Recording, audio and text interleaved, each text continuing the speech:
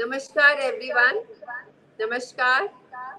Myself Dr. Deepthi Variku, HOD Department of Physiotherapy, Dolphin PG Institute of Biomedical and Natural Sciences.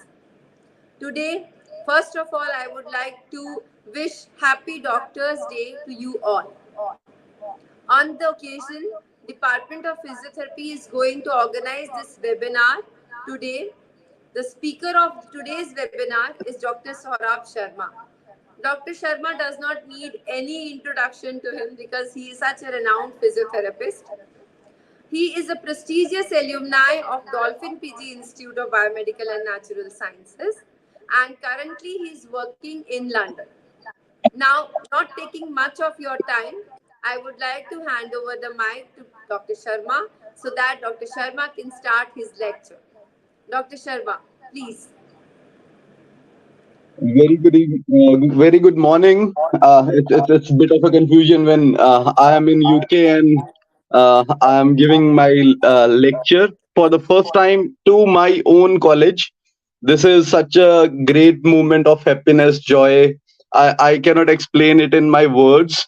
To be amongst my family, I have given lectures on so many platforms, but I feel lucky to be present in this webinar.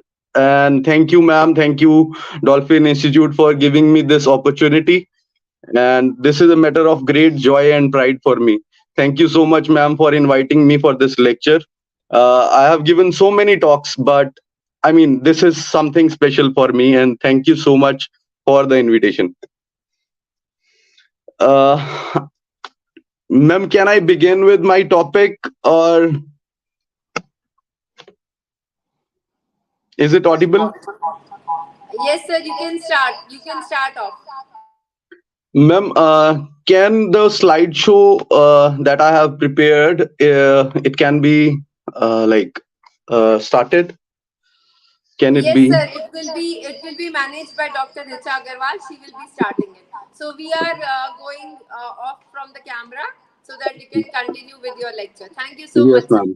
Yes, ma'am. Richa ma'am, can you please share the slideshow?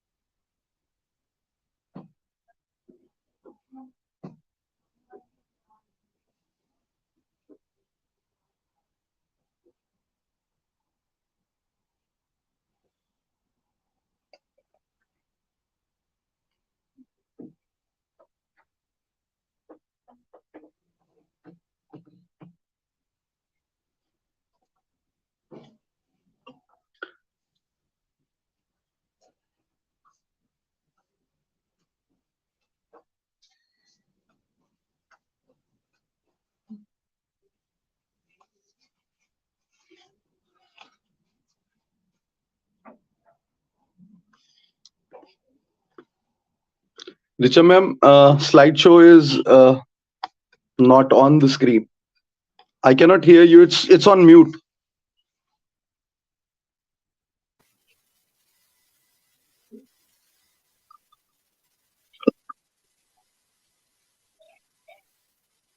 Ma'am, your voice is not coming to me.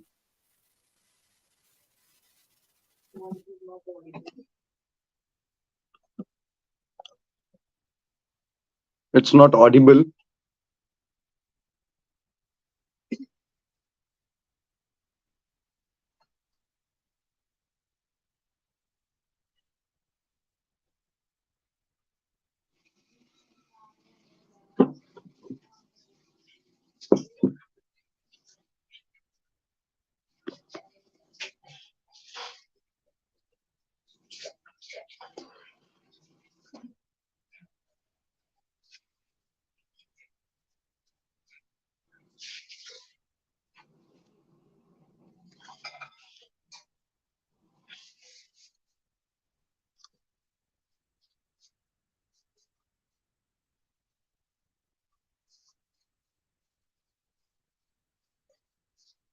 Ma'am, I'm still waiting for the PPT. Do you want me to proceed?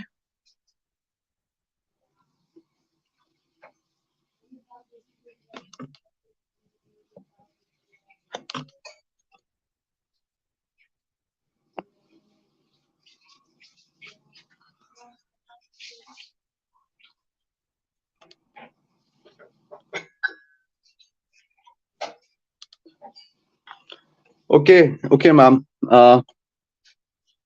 What I'll do is I'll wait for you to set up that presentation slide. I'll start.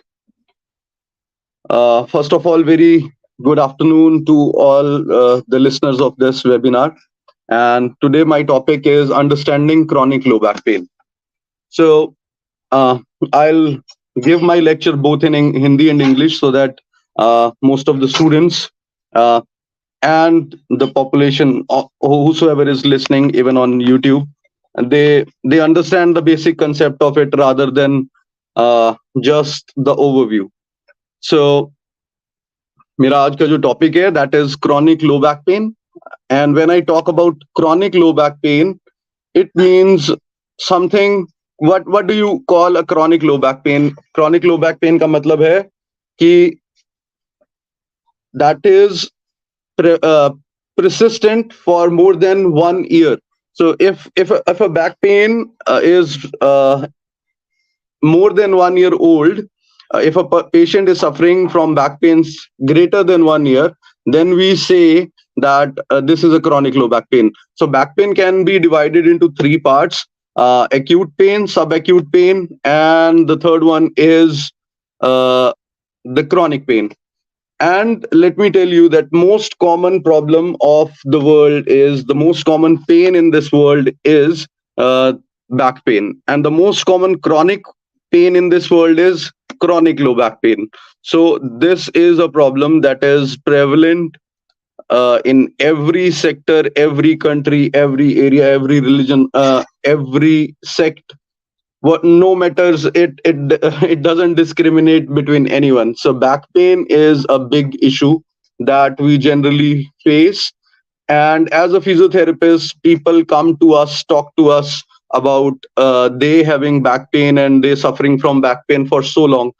So chronic back pain is a big issue. It's like a demon, and you have to understand chronic low back pain in order to treat it. The first and the most common complaint that we listen as physiotherapists is the pain. So understanding of pain helps us better treat the chronic low back pain. Chronic low back pain, before starting with that, before starting to the topic, I'm just waiting for the slides to come up, if ma'am, if they are ready, because I want to go step by step into it.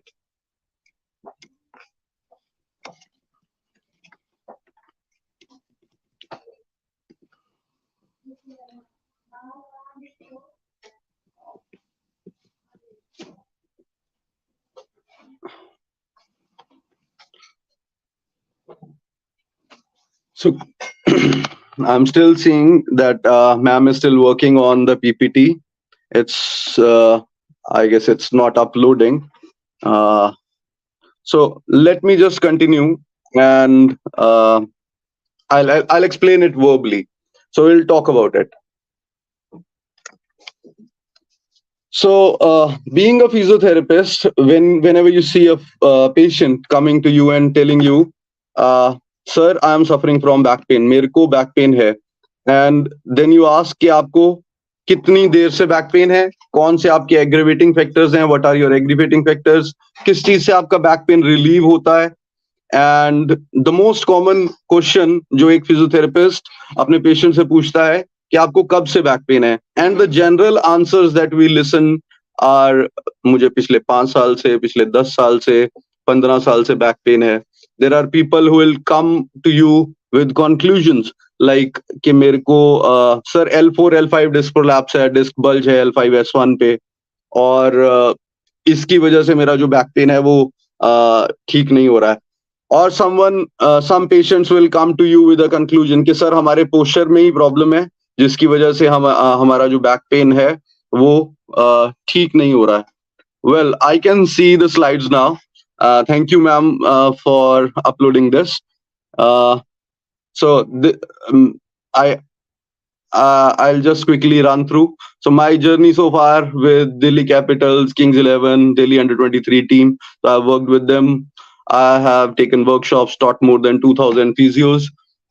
Ma'am, so this is the art of manipulation workshop that I used to conduct, and now I have registered it in UK as well. So I'll be imparting the manipulation techniques, manipulative therapy, and I'm also bringing up AOM sports, specifically designed for the sports injuries. Next one, ma'am. So these are some of the glimpses of workshops that I have done over, and this is the photograph of Physio Seva camps that I have done along with the help of so many of volunteer physiotherapists that have helped me. And we have done like 7 Physio Seva camps already, 11,700 patients treated for free, creating awareness among people, creating a sense of unity among the physiotherapists. So this initiative has always been close to my heart, and this this initiative of mine had massive media coverage. So this thing I also like.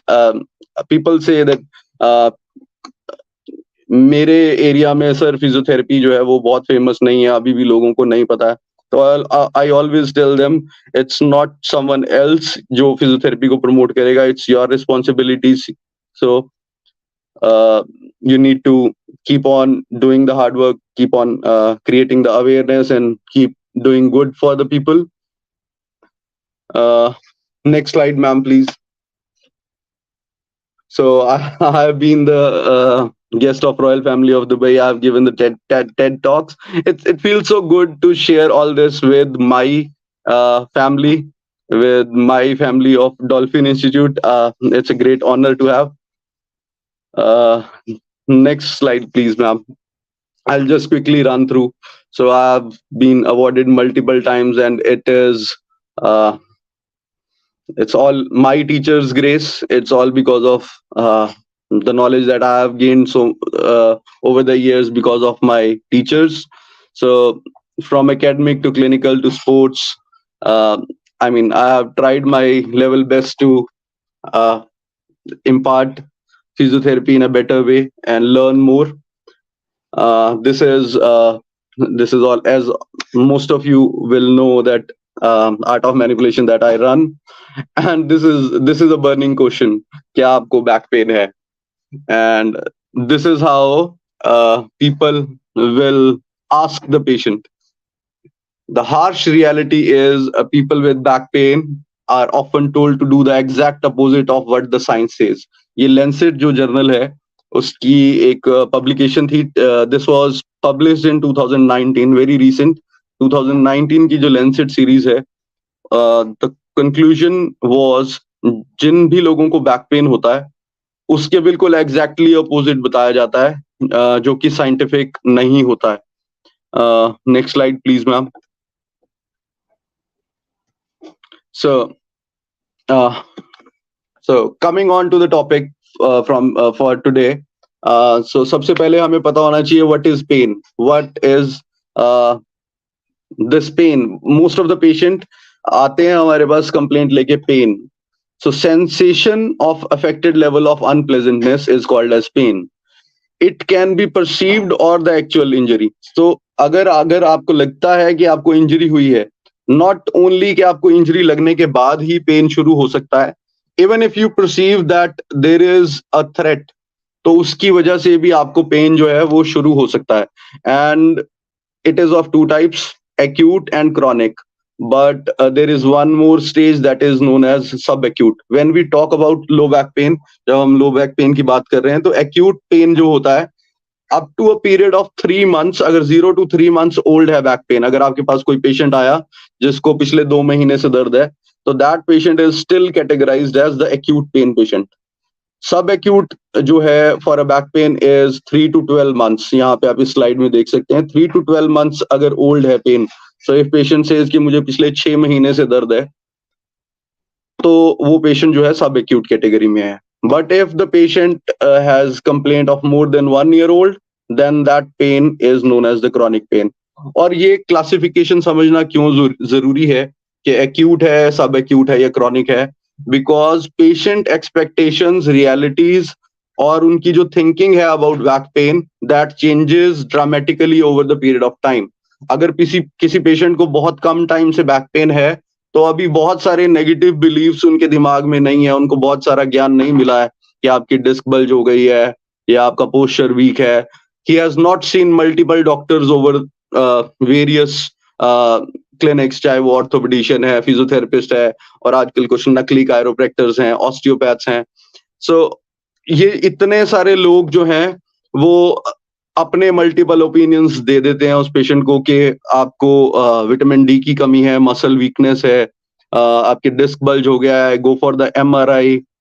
Someone will say कि आपकी misalignment हो गई है, adjustments करनी पड़ेंगी, muscle strength नहीं है, myofascial अगर आपको टाइटनेस है.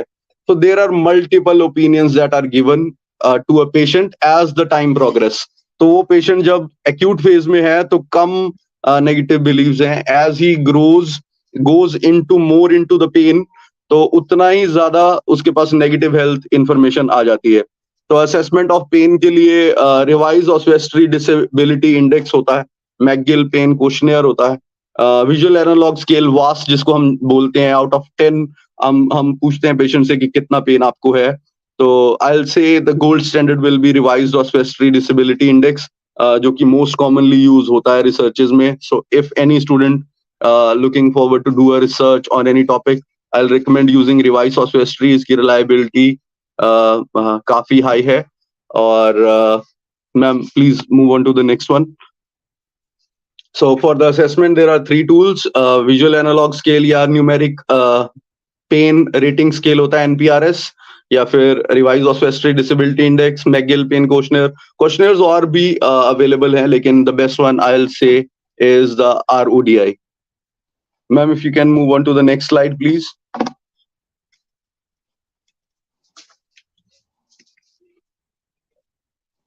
So this is how generally we ask the patient how much is the pain.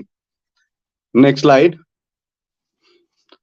So this is a very interesting slide. I'll read it for you. The pain starts in my husband's lower back, then it travels up his spine into his neck, and then it comes out of his mouth into my ears, and that's why I get these headaches. So sometimes patients have their own explanation of pain and reasons of pain.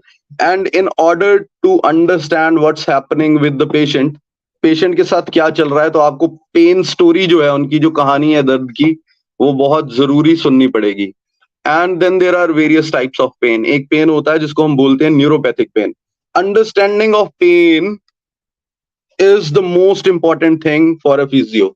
हमारे पास जो भी patient आता है, सबसे पहली उसकी जो कंप्लेंट होती है वो होता है दर्द.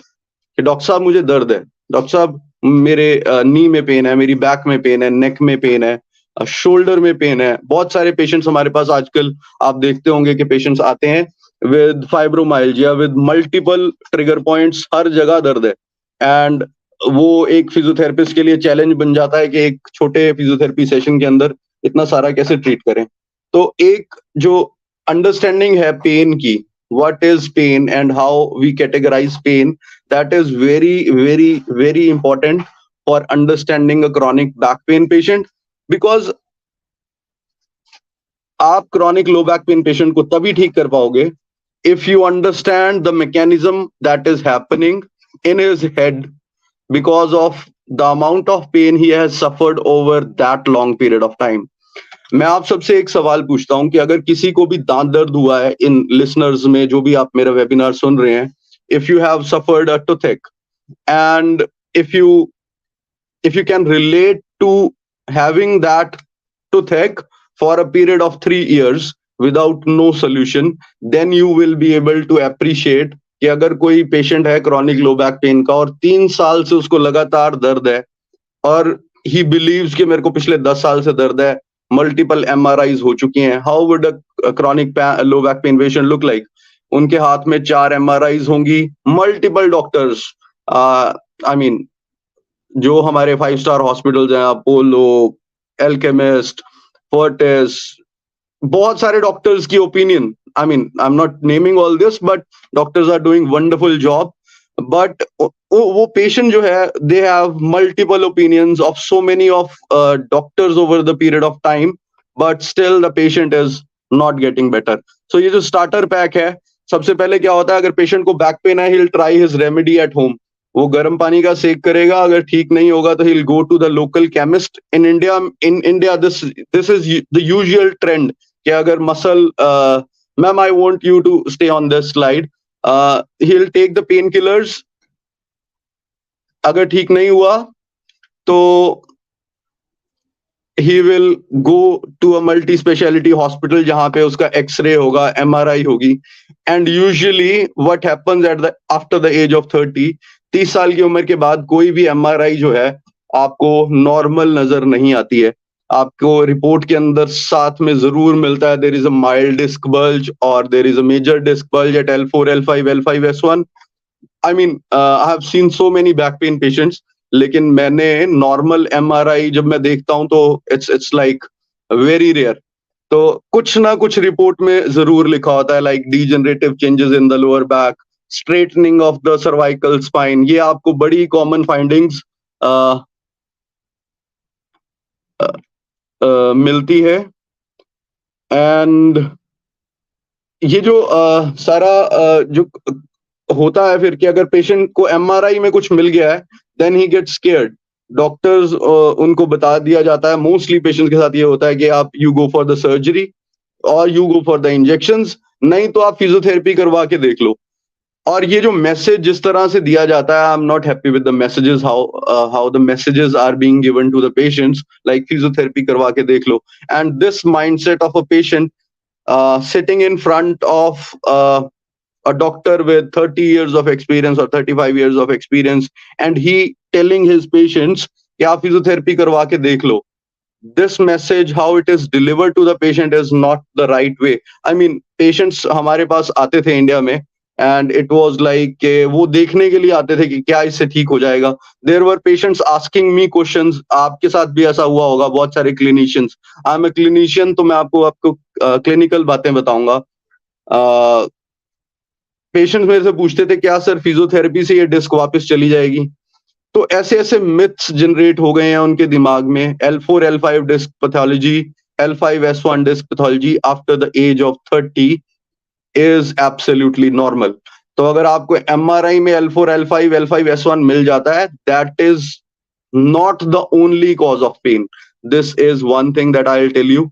तो अगर आपके पास ये एमआरआई रिपोर्ट आती है तो उसको देख के डर नहीं जाना है कि L5 डिस्क बल्ज हो गया है तो अब तो इसका इलाज सर्जरी है या इंजेक्शन है या दवाइयों से ही ठीक होगा. Physiotherapist can definitely help. Next, please. This is one of the most interesting X-rays that has changed the pain sciences over the last 7 years. 2016 का ये एक्सरे है. इट्स एन एक्सरे फ्रॉम 2016 और ये ऑस्ट्रेलियन कारपेंटर था. He was working in his workshop. तो एक वो जो गन होती है जिससे आप नेल को ड्राइव करते हैं and it goes with the pressure, he accidentally fired it toward his shoe और उसने देखा कि वो जो नेल है उसके शू के आर पार हो गया. And he started screaming in pain. बहुत ज्यादा दर्द था उस कारपेंटर को. And ambulance was called in. He was taken to the hospital, rushed into the hospital, and he suffered, like he went into unconsciousness. So doctors wake him up, asked him if they can pull the nail out and then remove his shoe. तो वो nail को खींच के जूता निकालना चाहते थे, but he refused because he was in so much of pain. So what doctors did was they gave him general anesthesia. उसको general anesthesia दे के सुलाया गया and then nail was taken out of his shoe. जब nail उतार के उन्होंने देखी doctors ने, they found out that there was no actual injury. और वो जो नेल है वो उसने स्किन को पियर्स नहीं किया था. It went in between the fingers. तो फिंगर्स के बीच में से निकल गई थी, but there was no actual injury. तब डॉक्टर्स ने रियलाइज किया कि it's not the actual injury that caused the pain. और फिर डॉक्टर्स ने साथ के साथ उनके ब्लड के टेस्ट किए एंड दे फाउंड आउट कि जो पेन के ड्यूरिंग एक्सट्रीम पेन जो हमारे मार्कर्स ब्लड में इंक्रीज होते हैं उस पेशेंट के सारे वो मार्कर्स इंक्रीज थे. So it's not the actual injury. Sometimes it's the perception of injury that causes the pain. Actual injury है या नहीं है, लेकिन अगर आपको लगता है कि मेरे को इंजरी हो गई है, that will lead to pain. And this revolutionized the pain sciences since the last 5-7 years. तो ये जो पेन साइंसेस, पेन की अंडरस्टैंडिंग की मैं बात कर रहा हूँ क्रॉनिक बैक पेन पेशेंट्स के साथ, that is very important.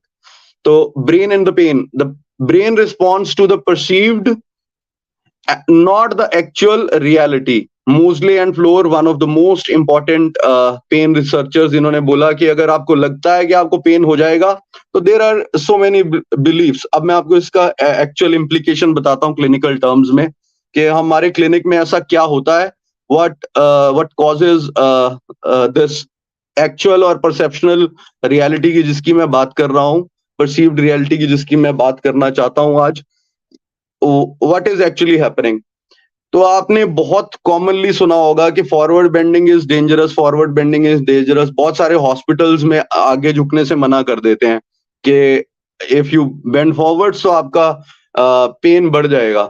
And ये हमारे सोसाइटी में बहुत ही कॉमन बिलीफ है कि lifting heavy, bending forwards will increase your pain, जबकि ऐसा नहीं है. This is a myth that is being generated from one generation to another के forward bending is dangerous. No, forward bending is not dangerous. ऐसे ही बहुत सारे और myths हैं. अगर cervical pain, neck pain के साथ कोई patient आता है हमारे पास, they will say कि डॉक्टर साहब हमने तकिया लेना छोड़ दिया, we have stopped taking the pillow. That is again one myth कि उससे मेरा पेन बढ़ जाएगा. And most commonly जो होता है, कभी भी patient को पेन होता है, they will try to find out the external cause of pain. कि डॉक्टर साहब मेरा तो पोस्चर ही खराब हो गया था बिकॉज आई वाज ट्रैवलिंग और वो सीट अच्छी नहीं थी कार की, या फिर डॉक्टर साहब जिस गद्दे पे मैं सो रहा हूँ mattress is not comfortable, pillow change किया हमने तो हमारा बैक पेन हो गया. तो these are not the solutions. We try to find out the external cause. और बहुत सारे लोग हैं जो बोलते हैं कि सर हमने एसी में हम बैठ जाते हैं हमारे नेक में दर्द होता है. सो ऑल दीज बिलीव्स जो है वो पेशेंट के जनरेट हो जाते हैं over the years, or it keeps on traveling, but this is all about perception, not the actual injury. AC में अगर 1000 लोग बैठे हैं उनमें से 20 को दर्द हो रहा है, 980 बिल्कुल ठीक है, it definitely means कि it is not the AC that is causing the trouble. If the problem is internal, अगर मेरे साथ कोई प्रॉब्लम है, मेरे मसल स्ट्रांग नहीं है, या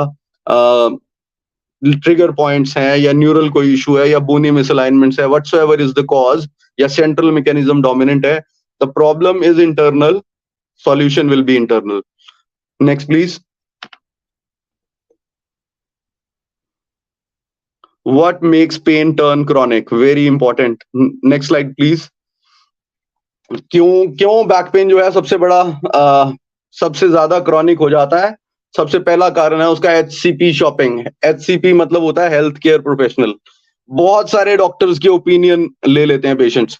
सर मैं फिजियो के पास गया, ऑर्थोपेडिक सर्जन के पास गया, न्यूरो सर्जन के पास गया, पेन डॉक्टर के पास गया, कायरोप्रैक्टर के पास गया, ऑस्टियोपैथ के पास गया, आयुर्वेदिक दवाइयां ली, होम्योपैथिक दवाइयां ली, उसके बाद वो वहां पे मालिश करता है, उससे भी इलाज करवाया है, किसी ने मेरे को ये बताया ये करके देख लो.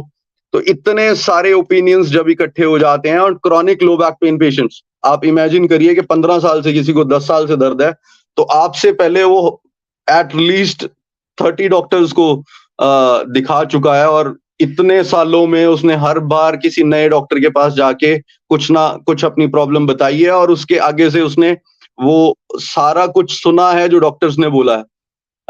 तो ये जो हेल्थ केयर प्रोफेशनल शॉपिंग है, that is one of the major cause कि पेशेंट्स को इतनी नेगेटिव हेल्थ इंफॉर्मेशन होती है अपने बारे में. There was one patient of mine, he said कि sir I am suffering from gluteal amnesia, my glutes are not firing properly. तो मैंने उससे पूछा कि are you able to sit up from your chair? अगर आप कुर्सी से उठ के खड़े हो सकते हैं और दोबारा कुर्सी में बैठ सकते हैं, तो there is no gluteal amnesia. तो ऐसी ऐसी टर्म्स आती हैं।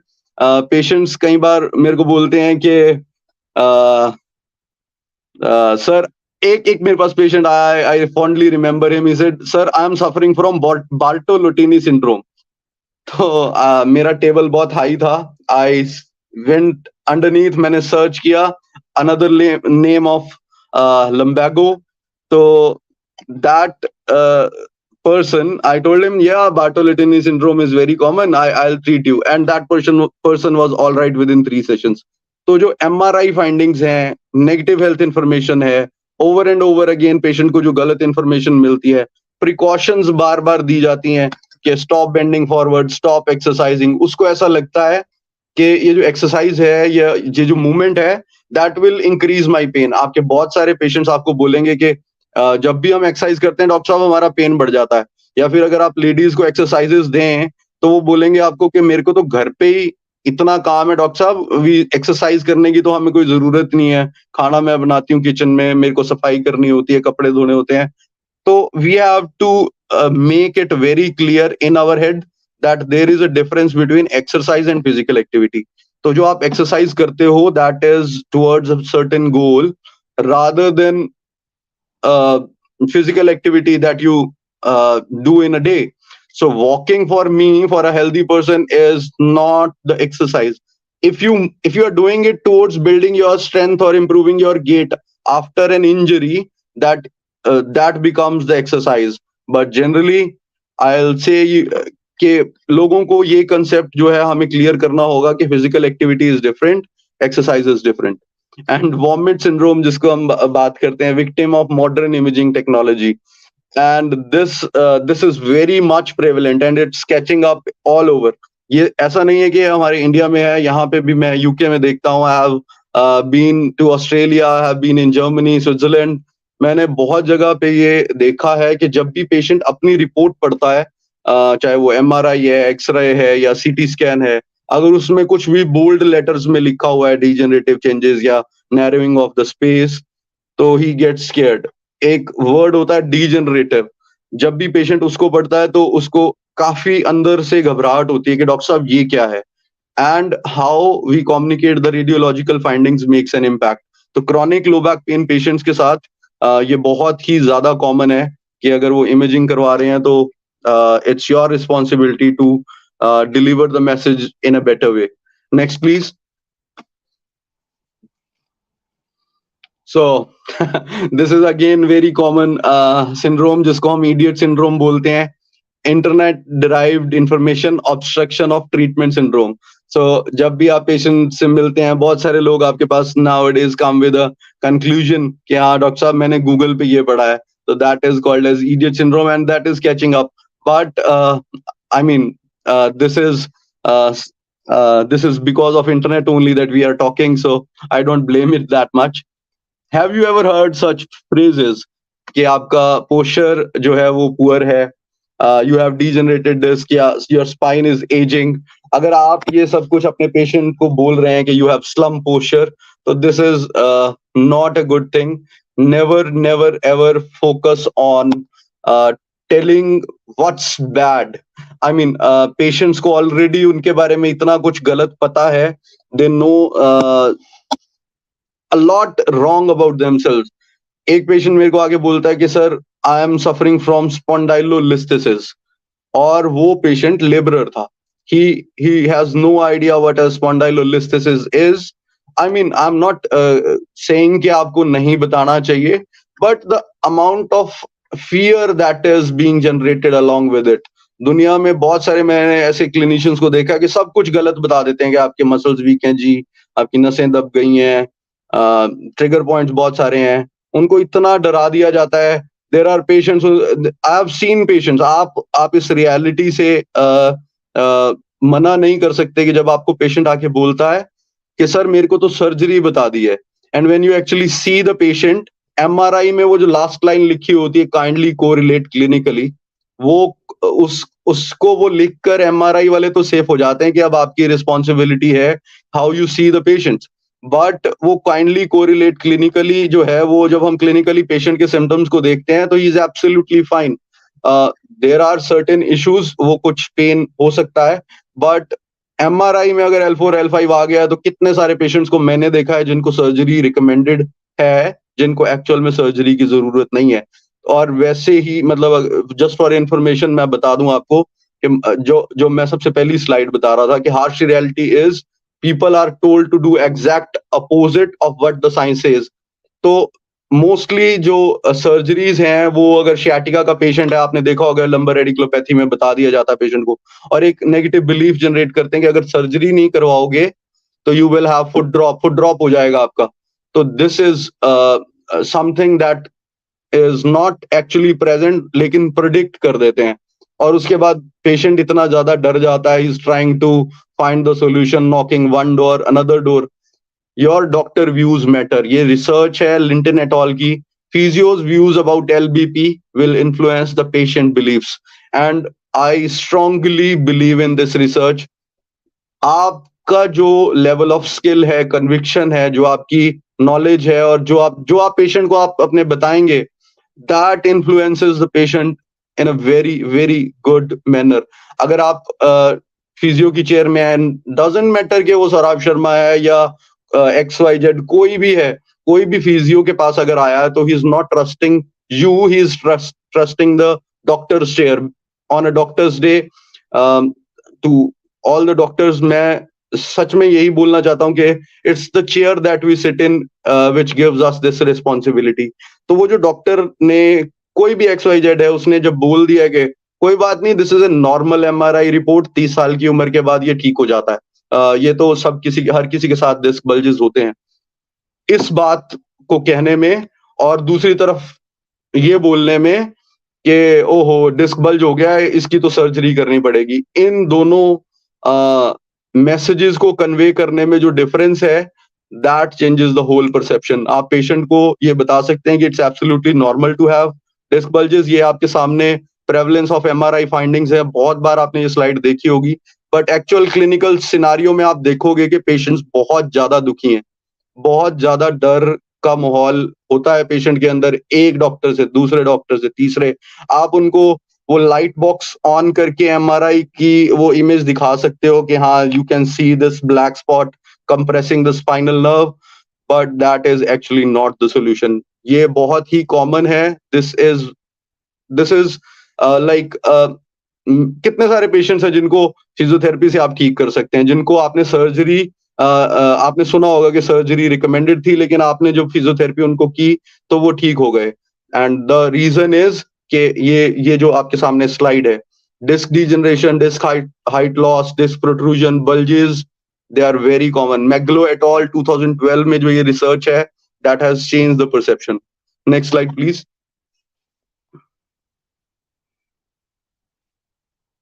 So next one, ma'am, this is the same slide. So relationship between MRI and disability, Webster et al की जो study है, that says the strongest predictor of low back pain is depression, not the MRI findings. And disc bulges are associated with 2.5 times lower risk for LBP. तो disc bulges होना किसी भी MRI में it's absolutely normal, और ये हमें convey करना पड़ेगा not only to our students but in the society as well. Patients को अवेयर करना पड़ेगा।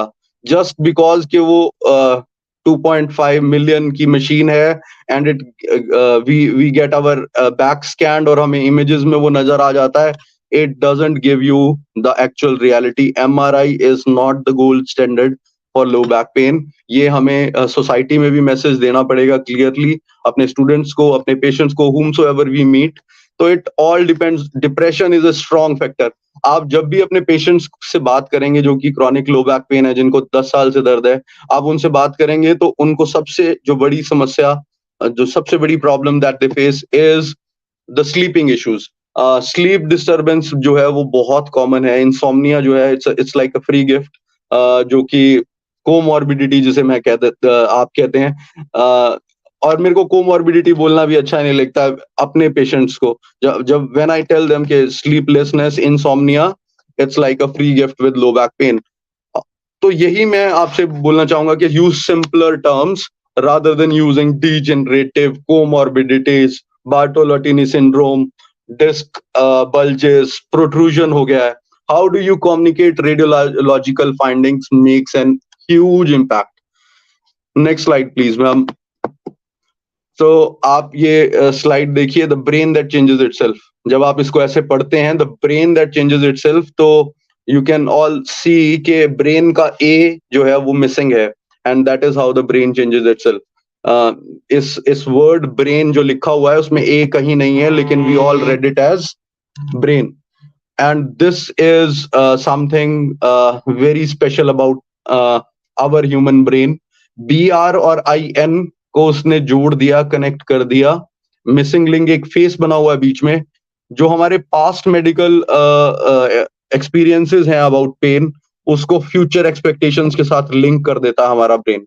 सो डॉक्टर साहब, मेरे को 2015 में बहुत तेज दर्द हुआ था और मैंने एमआरआई करवाई थी, और उसके बाद से अब तक बीच बीच में तब तो ठीक हो गया था.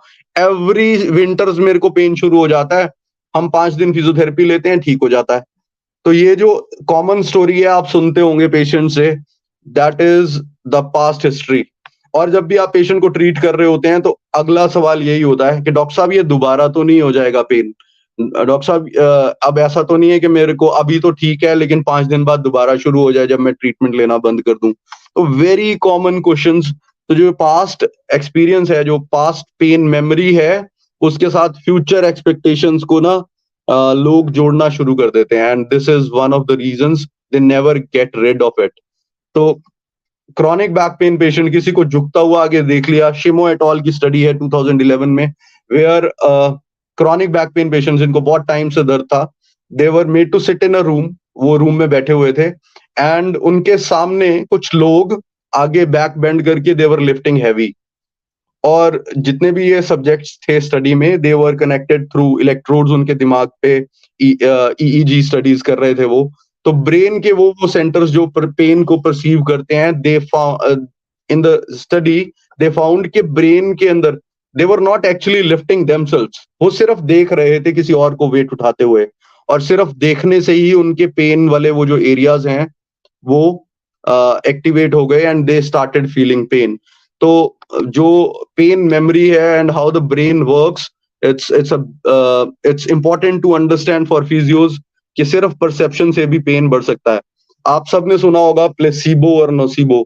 Placebo mean something perceived as positive will have a positive effect, और नोसिबो इसका एग्जैक्ट अपोजिट होता है, something perceived as negative will have a negative effect. तो हमारे पास तो बहुत सारे मिथ्स हैं, like bending forwards, lifting heavy, going to the gym, exercise करूंगा तो दर्द बढ़ जाएगा, साइकिलिंग की थी तो उससे मेरा दर्द बढ़ गया. तो जितने भी प्लेसिबोज हैं और नोसिबोज हैं, they actually seem to be very less of a part of our treatment, but let me tell you, 80% of the medicine that is given to the patient is placebo. So placebos have a big role to play in how do we modulate pain. Or there are very psychosocial yellow flags. हम इसको भी बहुत ignore करते हैं. psychosocial yellow flags क्या होते हैं? तो नेगेटिव बिलीव्स है, स्ट्रेस है, एंजाइटी है, डिप्रेशन है. आपके पास एक पेशेंट आया है जिसका एक ही बेटा, उसको सेरेब्रल पाल्सी है. उस पेशेंट के हस्बैंड को अगर स्ट्रोक हुआ है तो look at the family structure that she is living in. उसके सोल अर्निंग मेंबर जो है, उसके हस्बैंड है, उसको स्ट्रोक हो गया है, बेटे को सीपी है, और आप जितना मर्जी ट्राई करते रहिए. और आजकल जो मैं देख रहा हूँ on the name of chiropractor और osteopathy, people are doing absolute nonsense. तो being a physiotherapist I will tell you कि हम क्लासिफाई करते हैं 4 तरीके से पेन को. If there is back pain तो 4 कारण हो सकते हैं उसके. Muscle, something wrong with the soft tissues, muscle, ligament, fascia. Nerves, neural impingement है, न्यूरल कंप्रेशन है. न्यूरल पेन बहुत तरह के होते हैं. Third thing is there is something wrong with the bones. तो बोनी मिसअलाइनमेंट है, या जॉइंट स्टक हो गया है, फेसियल जॉइंट आर्थ्रोपैथी है, या something specific is there, like it can be spondylolisthesis, discitis. तो ये बहुत सारे कारण हो सकते हैं. Ma'am please do not move the slides. आप थोड़ा सा पीछे आ जाइए. मैं I just go through quickly. Thank you ma'am. So in चारों कारणों के अलावा, इन चारों रीजंस के अलावा, सेंट्रल मैकेनिज्म डोमिनेंट या फिर सॉफ्ट टिश्यूज, बोन्स और नर्व्स के अलावा कुछ भी ऐसा नहीं है जो बैक पेन क्रिएट करता है. तो there are tools available for a physiotherapist. Manual therapy techniques हैं, मोबिलाइजेशन है, मैनिपुलेशन है, मलिगन बेल्ट टेक्निक्स हैं फॉर द बोन्स. न्यूरल, अगर कोई किसी पेशेंट को प्रॉब्लम है, sciatica is a symptom not a disease, तो उसको हम क्लासिफाई करते हैं फॉर द 3 डिसऑर्डर्स में, एनपीसी, एनपीएनएस, एनपीएसएच. उसके लिए मेरे पास अभी थोड़ा टाइम कम है, but I will give U A overview कि अगर न्यूरल पेन अगर किसी को है, टांग में दर्द आ रहा है, तो कंप्रेसिव न्यूरोपैथी है उस पेशेंट को. मींस के डिस्क जहां से नर्व एग्जिट करती है वहां पे कंप्रेशन है, that is called as एनपीसीएन.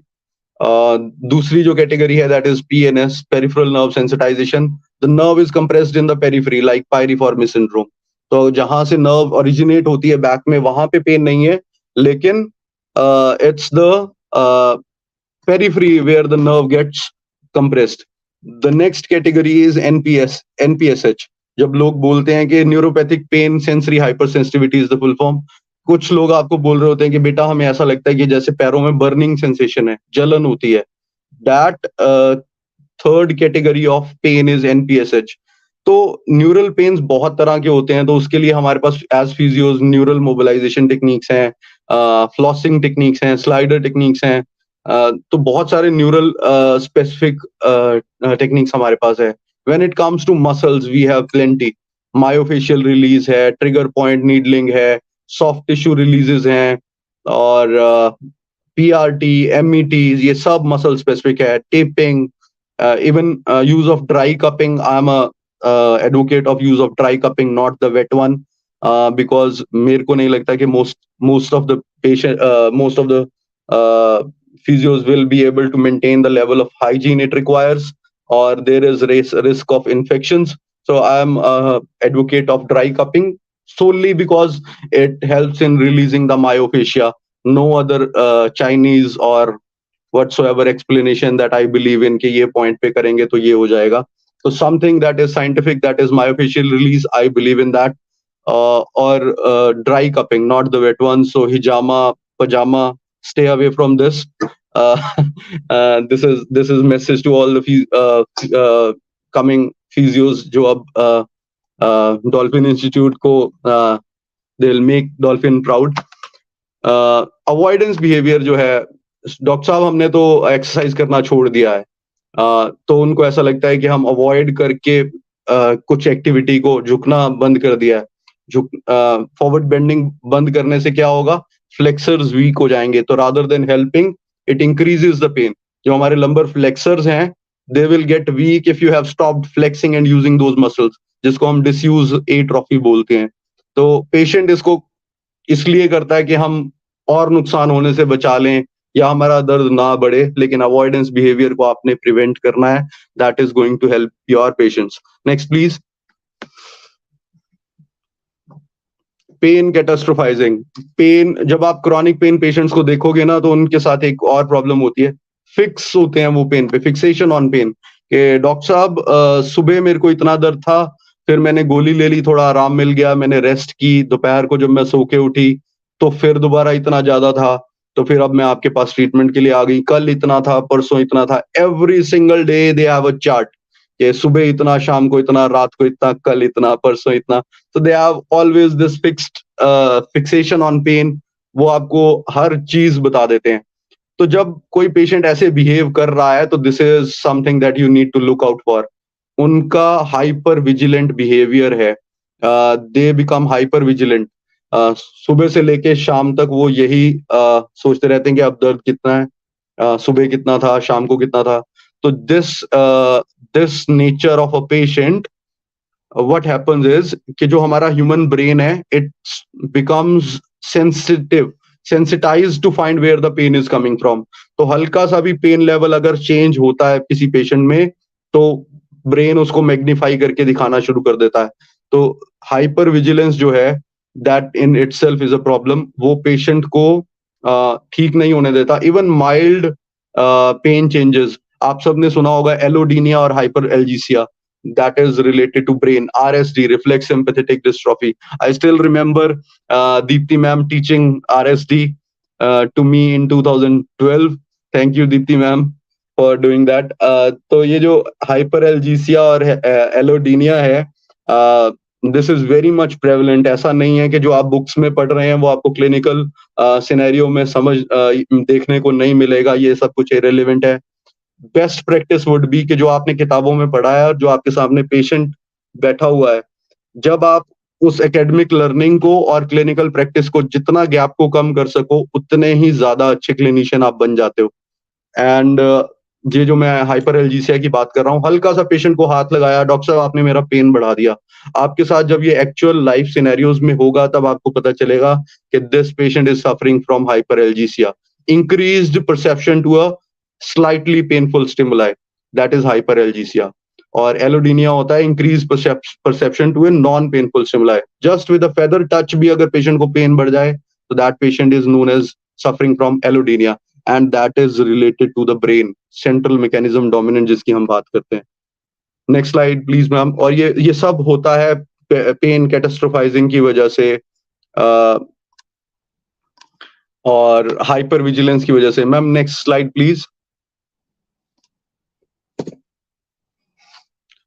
Negative health information, इसके बारे में मैं बता चुका हूं आपको. फिजियोज के जो व्यू हैं वो बहुत ज्यादा इंपैक्ट करते हैं पेशेंट के व्यू को. Next slide please. So hyper vigilance जिसके बारे में बात कर रहा था कि if there is spontaneous false alarm, लोगों को लगता है कि मेरे को पेन हो गया है, तो उससे बचने के लिए there is that generates a fear of pain. डर हो जाता है पेशेंट को कि मेरा पेन ना बढ़ जाए, मेरा पेन ना बढ़ जाए. उस चक्कर में वो अपने आप को इतना प्रोटेक्टिव करते हैं कि उनका विजिलेंस बढ़ जाता है पेन का. Vigilance of pain leads to increased perception of pain, leads to anxiety about pain, and then against to leads to spontaneous false alarm. तो ये जो सर्कल है ये दिस कीप्स ऑन गोइंग, और पेशेंट जितना ज्यादा हाइपर विजिलेंट होता रहता है उतनी ही प्रॉब्लम उसके लिए बढ़ती है. Next slide please. So depressed mood, another thing very important. Depression में अगर कोई पेशेंट है तो that is a red flag, that is one of the reasons. कई बार आप पेशेंट्स से बात करेंगे तो आपको पता चलेगा कि they have lost someone in the family और उनको बैक पेन भी है. तो ये that is very very strongly related to back pain. Sleep and activity, physical wellbeing, ये बहुत इंपॉर्टेंट फैक्टर्स हैं to look out for. Next slide please. Self-efficacy, a confidence a person has in their ability to achieve a desired outcome. कुछ patients आप देखते होंगे जब आप उनको एक्सरसाइजेस देते हैं, they are very positive about it. Doctor साहब इसको ठीक कर लेंगे हम, डॉक्टर साहब we will do the exercise. हम डॉक्टर साहब अब तो मैंने जिम जाना शुरू कर दिया, अब तो मैंने स्विमिंग पूल में जाना शुरू कर दिया है. ऐसे पेशेंट्स भी आएंगे आपके पास. ऑन द अदर हैंड कुछ पेशेंट्स ऐसे आएंगे, डॉक्टर साहब ये पेन तो मेरे साथ ही जाएगा अब. तो ये जो दो कैटेगरीज हैं, सेल्फ एफिकेसी इस चीज को कवर करती है कि जो आपका एटीट्यूड है टुवर्ड्स लाइफ, वो उसके ऊपर भी बहुत कुछ निर्भर करता है. And it's our responsibility as physios to impart the education, act as a coach for a patient जो कि पिछले 15 साल से वही short wave diathermy, TENS, mobilisation, taping, needling, cupping, manipulation, mobilisation सब करवा रहा है, फिर भी उसको दर्द है. There is something that is we are missing as physios, जिसके ऊपर हमें फोकस करना पड़ेगा. And we need to understand pain better, why they are having it. So next slide is suspending your keyboard from the ceiling forces you to sit up straight and thus reducing fatigue. तो जो बहुत सारी सलाहें हैं, बहुत सारी जो advices हैं जिनका कोई साइंटिफिक रेलेवेंस नहीं है, there is nothing called as ideal posture. इसका मतलब ये नहीं है कि मैं आपको बोलूं कि आप स्लाउच पोस्चर में बैठे रहो. इसका मतलब ये है कि जंपिंग टू अ कंक्लूजन कि हाँ जी आपका तो पोस्चर ही खराब है. मेरे पास पेरेंट्स आते हैं अपने यंग किड्स को लेके कि सर इसका तो पोस्चर ही खराब है डॉक्टर साहब, इसकी वजह से इसको बैक पेन है. There is no one reason for back pain. Back pain is multifactorial in nature, बहुत सारे कारण हो सकते हैं. तो jumping on to a conclusion कि हाँ जी इसी वजह से दर्द है, that is not the right approach in dealing with back pain. Next slide. Next, lifestyle factors contribute a lot. Smoking, sleep deficits, obesity, sedentary behavior, chronic stress. That is a big picture जो हमें miss नहीं करनी है. How a patient perceives back pain इसके ऊपर dependent है. Next slide, please. Lifestyle factors. You see this slide. There are patients who have I mean, sense of how to carry themselves. Like overweight हैं, बहुत ज़्यादा obese हो गए हैं, and they are absolutely careless about how they are sitting, about how they are sleeping. तो and blaming a physiotherapist कि doctor साहब पिछले 15 साल से दर्द है, 4 दिन हो गए आपसे फिजियोथेरेपी लेते हुए, ठीक तो हुआ नहीं. दिस फीलिंग, ये जो मेरे को बहुत स्ट्रांगली पता है एज ए क्लिनिशियन, जब मैं पिछले 7 साल से as independently run physiotherapy practice मैंने चलाई, and with God grace it was good, and I'm currently working with the Circle Health Group. बहुत सारे पेशेंट्स आपको बोलेंगे डॉक्टर साहब फिजियोथेरेपी ली थी, आराम तो मिला नहीं. First thing is I always tell them कि ये टॉफी नहीं है जो आपने ले ली थी. Physiotherapy is something that you do, or it's the equal responsibility of your patient as well. So stop blaming yourself, physios. You are doing absolutely wonderful. तो quick fame के चक्कर में और क्विक सॉल्यूशंस के चक्कर में और फेसबुक इंस्टाग्राम लाइक्स के चक्कर में you will see many people doing absolute jack shit. लेकिन मैं आप सबको बोलना चाहता हूं कि believe in science, believe in logic, not magic. जो पेशेंट्स हैं, अगर आपको वो बोल रहे हैं कि हाँ जी 2 दिन में मैं आपको ठीक कर दूंगा और 2 दिन में मेरे को फर्क नहीं पड़ा है, तो this not happens in the real world. तो ये जितने भी लोग आपको 1 दिन में मैजिक सॉल्यूशंस दे रहे हैं, that is not going to happen. Let me tell you, manipulation मेरे को 7 साल हो गए हैं पढ़ाते. I never claimed it. बहुत सारे पेशेंट्स ऐसे भी होते हैं जिनको इंप्रूवमेंट नहीं होती, लेकिन व्हाट हैपन्स इज आप अगर आपने किसी को कोई ऐसी टेक्निक करी और इम्प्रूव हो गया, तब तो आप फटाफट उसका रिव्यू या वीडियो बनाकर फेसबुक पे डाल दोगे. But if the patient pain goes bad, उसका रिव्यू आपको कोई भी थेरेपिस्ट नहीं डालेगा कि हाँ इससे मेरा पेन बढ़ गया. तो ये जो बायस्ड है opinion, that is not good. तो क्लिनिकली आपने सोचना है कि आप पेशेंट को कैसे ठीक करेंगे, and educating the patient the importance of how they carry themselves is very important. Spine is not for everyone. Next slide, please. The big question is what will help. पहली चीज है multi-dimensional approach. Next slide, please. Second is person-centered approach. Third is target modifiable pain mechanism and behavior. Fourth one is neurophysiological, physical, lifestyle, and psychosocial, psychological approach. That is what will help our patients. तो multi dimensional approach क्या होती है? First thing, जब भी आपके पास कोई भी pen का पेशेंट आए ना, do not ask where your pain is, how much your pain is. Ask them, simple सी बात, आप उनसे पूछिए कि आप मुझे अपनी कहानी सुनाइए. Tell me your pain story, tell me your pain story. Following session में अगर आपके पास कोई पेशेंट आता है, फर्स्ट के बाद सेकेंड सेशन में, यू आस्क देम अगेन कि आपका दर्द कैसा है. Do not put over emphasis on this question कि आपका दर्द कैसा है. आप उनसे बोलिए कि tell me the story. And listening to story, ये जो कीवर्ड है, ये एग्जैक्ट क्लिनिकल वर्ड है जो मैं एज ए क्लिनिशियन यूज करता हूं. Tell me your story. And when you ask this question, तो आपको पूरी स्टोरी मिलती है कि 2010 में पैर स्लिप हुआ था, उसके बाद मैं डॉक्टर के पास गया, उसके बाद हर सर्दियों में दर्द होता है, एंड इट्स परसिस्टेंट, बीच में रैंडम है, बीच में ठीक भी हो गया था. तो आपको ये स्टोरी बहुत commonly her back pain patient के साथ सुनने को मिलेगी, और ये सुनना बहुत जरूरी है. A good physiotherapist must have big years like elephant. तो अगर आप एज डॉल्फिन स्टूडेंट्स अच्छा फिजियो बनना है, तो पेशेंट की बात बहुत जरूरी सुननी है. नेक्स्ट टेक्निक्स होती हैं इसमें, जैसे कि मैं एनएलपी प्रैक्टिशनर हूँ. मिररिंग, रिफ्लेक्टिव क्वेश्चनिंग क्या है, कि how do you ask the questions. Doctor साहब हम जनरली पूछते हैं, just give me 5-10 minutes ma'am, मैं इसको रैप अप कर दूंगा. And but this is very important, because as a clinician I know कि ये जो वर्ड्स हैं, मिररिंग, एक एक वर्ड का मतलब है. रिफ्लेक्टिव क्वेश्चनिंग क्या होती है, रोल विद रेजिस्टेंस क्या है, reinforce positive behavior, acknowledge and summarize. Neuro linguistic programming जो है वो यूके में बहुत एक्सटेंसिवली यूज करते हैं physiotherapist for treatment of chronic low back pain. Neuro linguistic programming में आप रिफ्लेक्टिव क्वेश्चनिंग करते हो। So if you have given an exercise programme to your patient, आपने एक्सरसाइजेस दी करने के लिए कि एक्सरसाइजेस करिए, और नेक्स्ट सेशन में आप उससे पूछते हो कि आपने वो एक्सरसाइजेस जो मैंने आपको बताई थी वो करी, तो पेशेंट जनरली आपको ये रिप्लाई कई बार सुनने को मिल जाता है कि नहीं डॉक्टर साहब टाइम नहीं मिला था। तो if your patient is not doing the exercise, it's not his fault, it's your fault, because आपका मैसेज उतना स्ट्रांग नहीं था कि पेशेंट ने उसके ऊपर अटेंशन देने के बारे में सोचा। तो you have to make sure as a clinician कि आपके जो मैसेजेस हैं वो क्लियर हैं, लाउड हैं और ऑडिबल हैं, पेशेंट को आपको फॉलो करवाना है, and that is the responsibility. You have to drag the patient. मैं हमेशा बोलता हूँ अपने स्टूडेंट्स को कि कई क्रॉनिक पेशेंट्स को तो आपको कुएं में से खींच के बाहर निकालना पड़ता है।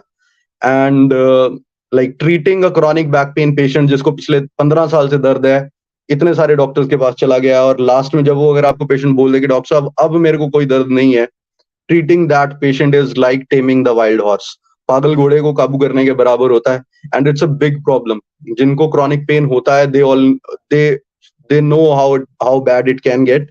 तो ये सारी टेक्निक्स टूल्स बहुत इंपॉर्टेंट है। Language that harms, never use negative health के इंफॉर्मेशन के पोस्चर खराब हो गया, बैक अनस्टेबल है, PIVDL 4L5 है, क्रम्बलिंग है, डेंजरस बेंड है, लिफ्टिंग वेट्स, ये आपने लैंग्वेज यूज नहीं करनी है, उनको ऑलरेडी पता है। You have to give them the solutions, not tell them the problems. तो हमारी responsibility as physios is to make them stronger, not make them feel bad about their health. Next slide please. On a doctor's day, I'll say there are many doctors who are doing wonderful job, but please don't scare your patients. Next slide, please. Listening will help. Listening, warmth है, empathy है, acknowledging है, catharsis है, respect है. Even आप कितने ध्यान से patient को सुन रहे हो ये भी मैटर करता है। तो patient always values the communication. तो आप कितने ध्यान से आप अपने पेशेंट की बात सुन रहे हो, आधे पेशेंट्स वैसे ही ठीक होते हैं। And this is not something to be ignored कि हाँ हम तो सुन ही लेते हैं, बातें मार के ठीक कर लेते हैं। No, that is a particular technique of how you talk. Like chunking up क्या होता है, how do you make the patient come out of pain. Chunking down क्या होता है, drilling the patients down, asking those questions which tells you more information about pain. Lateral chunking, there are many techniques in psychology. I mean, I as a student never thought कि हाँ psychology का हमारे field में क्या काम है, but now I very well understand after being connected to so many patients. आप इतने सारे vivid लोगों से मिलते हो, जब आप प्रैक्टिस में होते हो तब आपको एक्चुअल में समझ में आती है कि साइकोलॉजी जो है, क्लिनिकल साइकोलॉजी जो है, how you meet people, how you talk to people, how big of an impact it has on your clinical practice. और ये आप सारे जो क्लिनिशियंस हैं जब बनोगे, it's a message to the students, you will understand कि कितना जरूरी है पेशेंट्स को ध्यान से सुनना। Next slide please. तो what's the solution? Solution is changing the mindset, explain them vicious cycle of pain. Next slide please. तो ये जो सॉल्यूशन है ये this is very important. Vicious cycle of pain, pain leads to inactivity, inactivity leads to further weakness, disuse atrophy, disuse atrophy leads to more pain। तो ये जो cycle है ये आपको पेशेंट्स को बताना पड़ेगा। Fear reduction, it's okay to bend forwards, it's okay to lift weights, slow and gradual आपको एक्सपोज करना होता है पेशेंट्स को। Extinguishing fear, exposure towards the painful stimuli, जब हम डिसेंसिटाइज भी करते हैं न्यूरल पेन्स को, शैटिका को जब हम मोबिलाइज भी करते हैं, slowly we take it towards the painful, वो that is a separate. SIN concept की हम जब बात करते हैं, from high SIN to moderate SIN to low SIN, तो पेशेंट को धीरे धीरे हमें एक्सपोज करना पड़ता है towards the fear that they have. Stopping the activity is never the solution. Behavioural change, goal setting, these are very important for chronic low back pain patients. आपको अपने पेशेंट्स को धीरे धीरे आप करिए electrotherapy. I am in a big favor of electrotherapy, has been the mainstay of our treatment. I don't want to lose it. I have nothing against it. Manual therapy भी use करिए, electrotherapy भी use करिए, साथ में ये जो pain education है overly scare नहीं करना है पेशेंट को. पेशेंट को motion is lotion, remember this. The more the patient moves the better he gets. ये जो मैसेज है फिजियोथेरेपिस्ट का, that is very much important. Next slide please. Challenging believes. Stretching normal tissue creates pain too. Doctor साहब मैंने आधा घंटा झुक के ना आगे काम कर लिया और उसके बाद मेरे को पेन हो गया बैक में. आई टेल देम कि अगर आप अपनी फिंगर को ऐसे स्ट्रेच करोगे और आधे घंटे तक मेंटेन करके रखोगे, you will get the pain in your finger as well. तो ये चीज हमें एक्सप्लेन करनी पड़ेगी पेशेंट्स को. Patient sometimes do not understand what normal is. तो ये आपको ही एक्सप्लेन करना है. It's okay. There are many people who are scaring the patients. That is not helping. You have to be something different to help your patients. Central sensitization. Shift the focus away. Patients दिन रात आपको बता रहा है सवेरे इतना था, शाम को इतना था. तो मैं अपने पेशेंट्स के साथ मजाक करता था कि अगर आप इतना भगवान को ढूंढो तो भगवान सामने प्रकट हो जाएंगे. आप तो सारा दिन ध्यान आपका पेन के ऊपर है. तो you have to shift the patient focus away from pain. Always use examples. तो ये बहुत ही ज्यादा जरूरी चीज है. आप पेशेंट को एग्जांपल देके समझाते हो तो it has brilliant results. Next slide please. So lifestyle changes में एक्टिविटी लेवल्स जो है 30 minutes 4 times a week, it's very important. Set goals. Sleep के ऊपर इंपॉर्टेंस जो है, I will recommend all my listeners today. एक टेड टॉक है sleep के ऊपर by an American. It's wonderful listening to that. The importance of sleep for human beings बहुत ज्यादा जरूरी है. डाइट कंट्रोल, डाइट भी बहुत ज्यादा इंपॉर्टेंट कंपोनेंट है. Next slide please. Believes, very important. How a patient believes, और उस बिलीफ को आप चेंज कर सकते हो as a physiotherapist. You are spending 30 minutes 40 minutes session with a patient. Changing the beliefs of your patient will help them get rid of it. If you are scared of L4 L5, आपका patient डरेगा ही डरेगा L4 L5 decibel से. If you don't believe that this is the only cause leading to pain, आपका patients भी वैसे ही believe करने लग जाएंगे L4 L5 तो doctor साहब हर किसी में मिल ही रहा है. तो ये बहुत इंपॉर्टेंट है कि आपके बिलीव स्ट्रांग है, आपका ट्रस्ट अपनी स्किल्स के ऊपर बहुत स्ट्रांग है. And never blame yourself as a clinician कि हाँ जी हमने फिजियोथेरेपी की है और इसके बाद हमें कुछ और करना पड़ेगा, कुछ और बनना पड़ेगा, तब आप कुछ अच्छे क्लिनिशियन बनेंगे. The people who are selling this are absolutely wrong. तो आपको me as art of manipulation, I always say empowering physiotherapist. तो you are allowed to do manual therapy, बहुत जरूरी है. Positive affirmations. Pain is equal to doesn't harm. I can trust my back. If it hurts, relax and move normally. It's safe to bend. Motion is lotion. My back is strong. ये important है हमारे लिए. Next slide please ma'am. तो extinguishing pain, draw attention to them. Awareness के ऊपर काम करना उन पेशेंट्स की. Keep listening to the body until it whispers और you will hear it screaming. बहुत सारे पेशेंट्स हैं डॉक्टर साहब पहले तो हल्का हल्का होता रहा 6 महीने मेरे को कुछ नहीं हुआ, लेकिन अब तो ऐसा है कि खड़ा भी नहीं हुआ जा रहा है मेरे से, मेरी लेग पे वेट ही नहीं आ रहा, बैक में बहुत पेन है. तो you have to tell them के don't wait for so long to get bad and then come to you. तो बहुत सारी how a clinician deals a patient is an art. तो बहुत इंपॉर्टेंट है कि आप वैल्यू को समझे ह्यूमन कम्युनिकेशन के. That is going to help you with the chronic pain patients. Next slide please.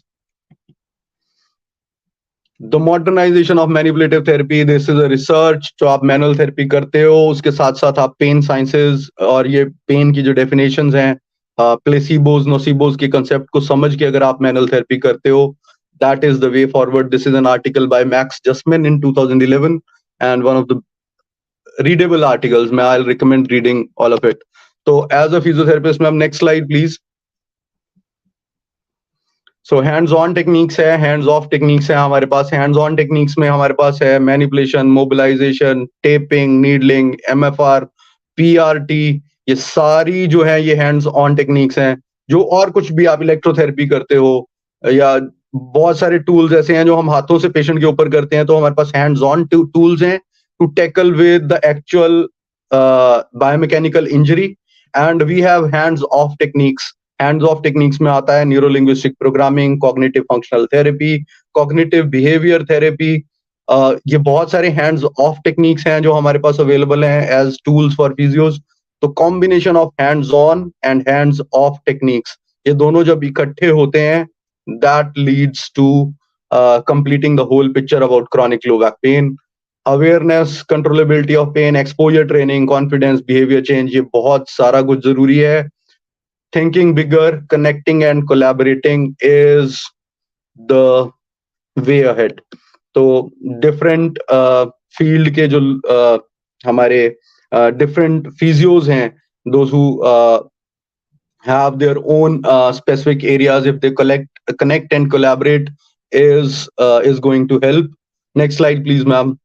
Thinking bigger is what will take physiotherapy and all of us forward. Next one please.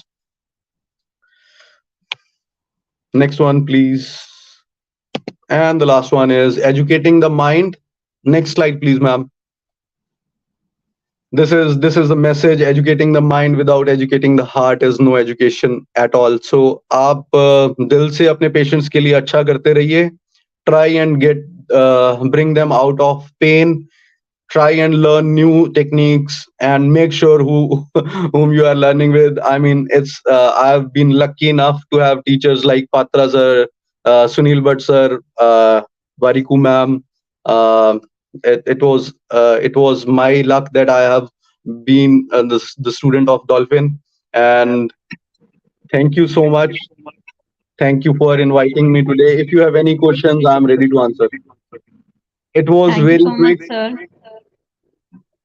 but I can talk about 4 hours on each and every point, but just to make it short, I had to run through. Thank you, sir. It was a very nice session. Students, and if there will be any query, you can write in the chat box.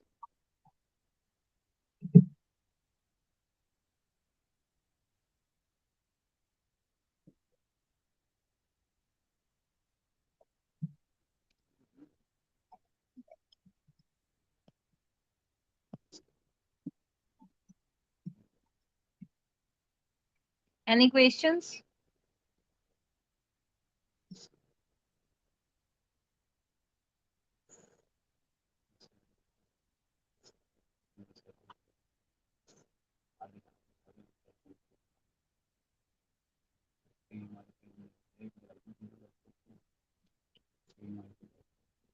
No queries from their side. इनको सब समझ में आ गया, sir. Well, that's सब good. समझ आ गया या सब कुछ clear हो गया? I mean, डॉल्फिन वालों के लिए मैं कभी भी अवेलेबल हूँ. इफ दे से कि हाँ आधी रात को सर हमारे को एक क्वेरी आपने ऐसा क्यों बोला था, I am ready to answer. तो no worries, it's a pleasure ma'am. ये chronic low back there's a pain ma'am. question. Yes ma'am. What if a patient comes with chronic back pain and SCS? What is SCS, Neha? Spinal canal stenosis. Yeah, I Maybe. understand that. Yes, spinal canal stenosis जो है ma'am, this is one thing जिसमें structural deformity है. There is structural, the spinal canal has the structural deformity. उसके ऊपर compression है. Spinal canal stenosis जो है, I hope that is what they mean, and that is the closest I can get to. Spinal canal stenosis is something जिसमें manual therapy जो है वो ज्यादा effective नहीं है. Because this is a structural thing, structure में ही change हो गया है, so you cannot change the anatomy. तो आपको physios को ना, we need to understand our limits. I mean, we cannot blame ourselves for ineffective treatments. अगर किसी के structure में change है, अब dentist cannot do anything अगर cavity ही हो गई है उसमें और वो root तक पहुंच गई है cavity. He has to do the surgical intervention. RCT करनी पड़ेगी, cap crowning करनी ही पड़ेगी. There is no way on planet Earth कि डॉक्टर साहब ऐसे ही ठीक हो जाए. तो जब स्ट्रक्चरल डिफरेंस है तो स्पाइनल कैनाल स्टेनोसिस में manual therapy doesn't work. It can help you give the symptomatic relief, but अगर बाइलेटरल पिन्स एंड नीडल्स हैं, सर्जरी जो है वो 2 ही 3 केसेस में अलाउड है. बाइलेटरल पिन्स एंड नीडल्स के साथ साथ अगर ब्लैडर एंड बॉवल कंट्रोल में दिक्कत है पेशेंट को, then surgery is recommended.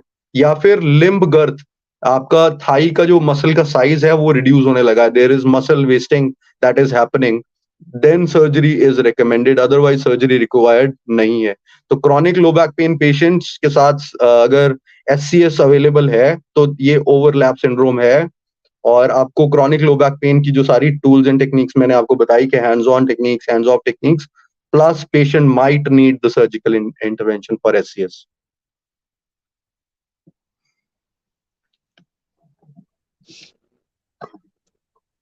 Okay, sir.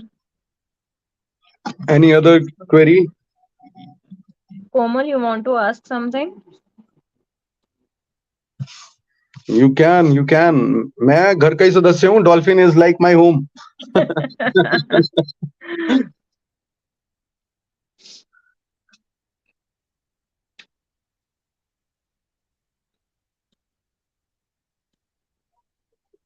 If a patient complains of pain after 20 sessions with physio, then should we go for MRI?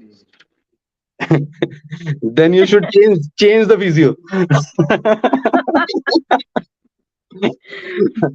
If clinical guidelines क्या बोलती हैं? Clinical guidelines बोलते हैं कि if after 3 sessions there is no improvement in the pain levels of a patient, so you can ask your patient to go for radiological findings.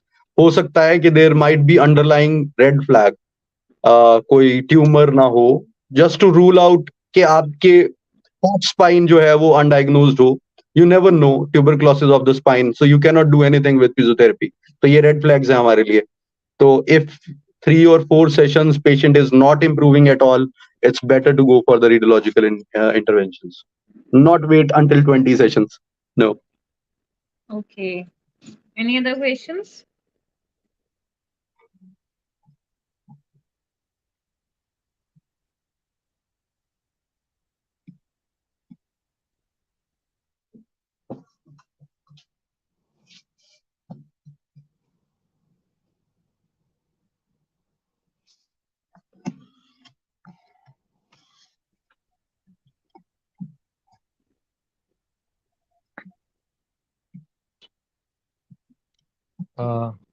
If there are no other questions, I would like to extend my heartfelt thanks to Dr. Sharma for his valuable time. And I'm sure our students must have learned something new, a new perspective on how to approach low back pain. Thank you, Dr. Sharma, for your time. Thank you. It's a pleasure. May I know who's talking? This is Dr. Ashish. Thank you, Dr. Ashish. Thank you. I mean, I cannot tell you amount of happiness and joy I have sharing all of this with my college students. It's like homecoming, घर वापसी है ये, and it's a very nice feeling to have. Thank you so much for inviting me, and I'm always you so available much, if and when needed. Thank you so much, sir. If there are any questions regarding this webinar, we'll direct them towards you. Absolutely, absolutely. Thank you so Thank much. you, sir. Thank you, ma'am. Thank you.